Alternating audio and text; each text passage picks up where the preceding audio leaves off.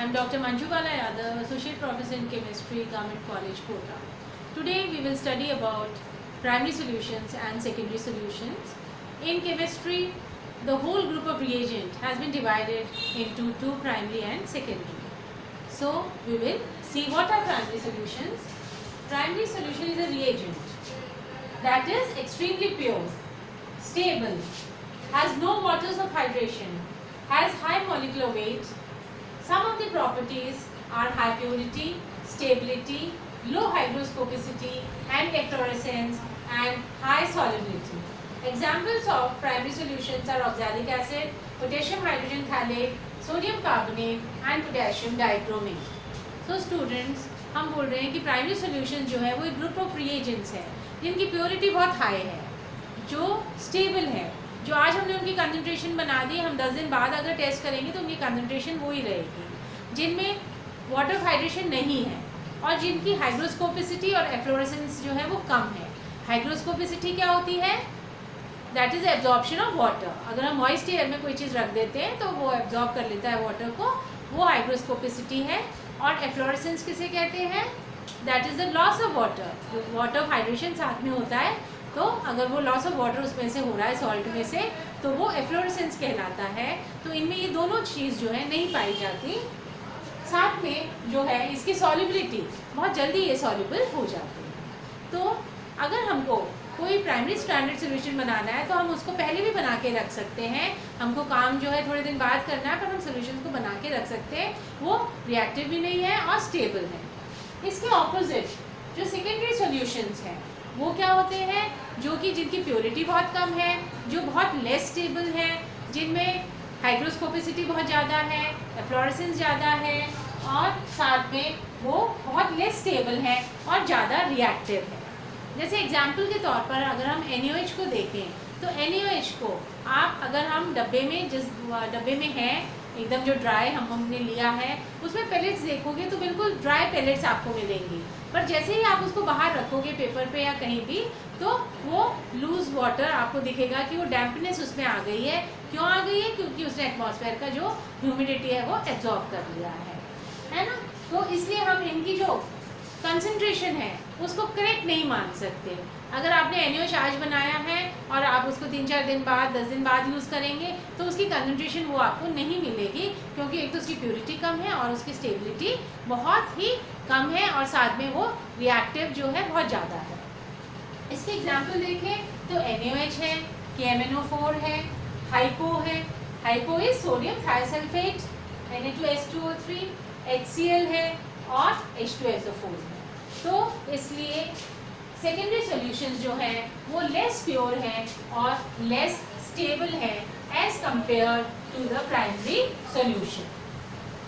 अब बच्चों, अगर हमको कोई एक्सपेरिमेंट करना है और उस एक्सपेरिमेंट में हमको जो है सेकेंडरी सॉल्यूशंस काम में लेने हैं, तो हम उन सेकेंडरी सॉल्यूशंस को पहले स्टैंडर्डाइज करते हैं और फिर हम उनको यूज़ करते हैं, क्योंकि विदाउट स्टैंडर्डाइजेशन अगर हमने उनको यूज़ किया तो उनकी कंसंट्रेशन सही नहीं होगी और हमारे रिजल्ट्स जो है सही नहीं होंगे.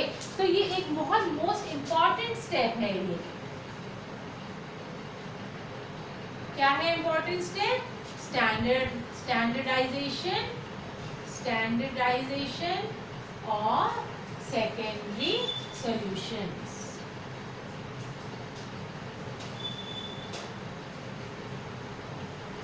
ठीक है. तो अब बच्चों हम पढ़ेंगे कि हम कोई भी सेकेंडरी सॉल्यूशन को स्टैंडर्डाइज कैसे करते हैं. तो एग्जांपल अगर हम सिंपल लें अपना एसिड बेस्ड टाइट्रेशन, जो सबसे सिंपल हमारी एसिड बेस्ड टाइट्रेशन है, that is HCl NaOH titration acid and base, using हमारा जो इंडिकेटर है फिनॉल थ्रीन इंडिकेटर हम यूज करते हैं. ठीक है. तो यहाँ पर हम जो HCl बनाएंगे, जो हम NaOH बनाएंगे, जिससे कि हम HCl को एस्टिमेट कर रहे हैं, तो वो NaOH को हमको पहले स्टैंडर्डाइज करना पड़ेगा. स्टैंडर्डाइजेशन और standardisation of NaOH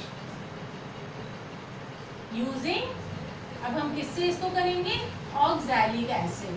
oxalic acid बच्चों क्या है, it is a primary standard. Oxalic acid जो है प्राइमरी स्टैंडर्ड है, ठीक है। तो हम क्या करेंगे, हमारा कोई भी हम टाइट्रेशन करते हैं तो हम क्या लेते हैं, नीचे कॉनिकल फ्लास्क लेते हैं। कॉनिकल फ्लास्क में हमारा जो है टाइट्रेशन बहुत अच्छे से होता है, उसमें शेकिंग हम अच्छे से कर सकते हैं, इसलिए हम कॉनिकल फ्लास्क लेते हैं। ऊपर हम ब्यूरेट लेंगे, ठीक है। और ब्यूरेट में आपको पता है कि मार्किंग्स होती हैं 1-1 ml पे, और ये 50 ml की होती हैं जो यूजुअली हम काम में लेते हैं। और कॉनिकल फ्लास्क आप छोटा ले सकते हैं 100 ml वाला। तो सबसे पहले कॉनिकल फ्लास्क में हम क्या डालेंगे, ऑक्सैलिक एसिड डालेंगे। सपोज हमने N/10 ऑक्सैलिक एसिड डाला है ना, लिया है। साथ में हम 2-3 ड्रॉप्स जो है वो इंडिकेटर के डालेंगे, जो कि क्या है हमारा फेनोल्फथालीन, ठीक है। तो हमने सपोज ये जो है 10 ml हमारा ले लिया, 10 ml ऑक्सैलिक एसिड है और 2-3 ड्रॉप्स उसमें इंडिकेटर है। और ब्यूरेट में जो सोल्यूशन है वो हमारा क्या है, सेकेंडरी सोल्यूशन है, जो कि NaOH है। ये हमारा सेकेंडरी सोल्यूशन है, जबकि ये हमारा प्राइमरी सोल्यूशन है, ठीक है। अब बच्चों हमारी N1V1 = N2V2, ये हम हर जगह कंसंट्रेशन निकालने के लिए हमारा जो है हम यूज़ करते हैं। अब किसको हमें स्टैंडर्डाइज करना है, हमको NaOH को स्टैंडर्डाइज करना है। किसकी मदद से करना है, ऑक्सैलिक एसिड की मदद से करना है, ठीक है। तो NaOH हमको पता नहीं हमारा कितना बना है सपोज, है ना, और उसका हमने जो रीडिंग आएगी वो हमारी क्या आ जाएगी, सपोज X आ जाएगी। N2 ऑक्सैलिक एसिड का हमने कितना लिया है, N/10 सोल्यूशन लिया है, और उसका हमने वॉल्यूम कितना ले लिया, 10 ले लिया। तो अब सपोज इसकी जो रीडिंग आई है वो कितनी आ गई, 9.5 आपकी जो है इसकी रीडिंग 10 की जगह कितनी आई, 9.5 आई, है ना। तो आपका ये तो कट ही गया, तो आपका जो N है वो क्या हो जाएगा, N/9.5। तो ये तो बच्चा नॉर्मेलिटी आ जाती है, इससे क्या निकल जाता है, नॉर्मेलिटी। और अगर हमको स्ट्रेंथ निकालनी है इन ग्राम्स पर लीटर, तो हम इसको क्या कर देते हैं, इनटू उसके इक्विवेलेंट वेट से मल्टीप्लाई कर देते हैं।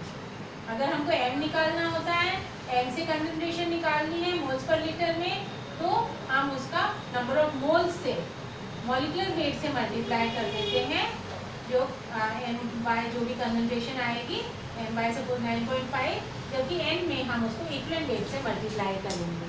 तो इस प्रकार से हमारी जो कंसंट्रेशन आई वो क्या आई, N/10 की जगह N/9.5 आई, या 10.5 आई। इसको हम 10.5 भी ले सकते हैं, क्योंकि कंसंट्रेशन यूजुअली क्या होती है, कम हो जाती है ना। तो हम इसको 10.5 सपोज रीडिंग आई, तो अपनी कंसंट्रेशन क्या हो जाएगी, 10.5 हो जाएगी। तो इस प्रकार हमने देखा कि हमने उसको शुरू में जो NaOH बनाया था वो तो N/10 बनाया था, है ना, पर ये अप्रॉक्स ही बनता है, ये स्टैंडर्ड नहीं बनता है ना। और बाद में हम ऑक्सैलिक एसिड, जिसको कि हम बिल्कुल प्योर मानते हैं और स्टेबल मानते हैं, इससे हम इसको जो है स्टैंडर्डाइज करवाते हैं। अब अगर हम और एग्जाम्पल देखें, है ना, ये तो हमने अब बच्चों एक चीज़ इसमें मैं और बताना चाहूँगी कि हमारा जो इंडिकेटर है वो क्या है, यहाँ पे फेनोल्फथालीन इंडिकेटर है। तो फेनोल्फथालीन इंडिकेटर जो है वो बेसिक जो रिएक्शन, बेसिक जो सोल्यूशन है उसके अंदर तो पिंक कलर देता है, और एसिड के अंदर जो है वो कलरलेस रहता है। तो जब आप इसकी टाइट्रेशन करेंगे ऑक्सैलिक एसिड और आपने इंडिकेटर लिया है, NaOH से इसकी टाइट्रेशन करेंगे, तो एक तो जैसे जैसे आप NaOH डालोगे, कांस्टेंट शेकिंग आप इसकी करते जाओगे, तो आप देखोगे कि शुरू में जब आपने फेनोल्फथालीन डाला ऑक्सैलिक एसिड के साथ तो कलरलेस आएगा, पर जैसे ही न्यूट्रलाइजेशन हो गया, जितना एसिड था उतना NaOH ने उसको न्यूट्रलाइज कर दिया, उसके बाद एक भी ड्रॉप डलेगी तो वो उसको क्या कर देगी, सोल्यूशन का रंग पिंक हो जाएगा, जिससे कि हमें पता चल जाएगा रिएक्शन कंप्लीट हो चुका है और वो उसका एंड पॉइंट कहलाता है। ठीक है, तो इस प्रकार से हम एसिड बेस टाइट्रेशन में जो हमारा बेस है NaOH उसको स्टैंडर्डाइज कर सकते हैं।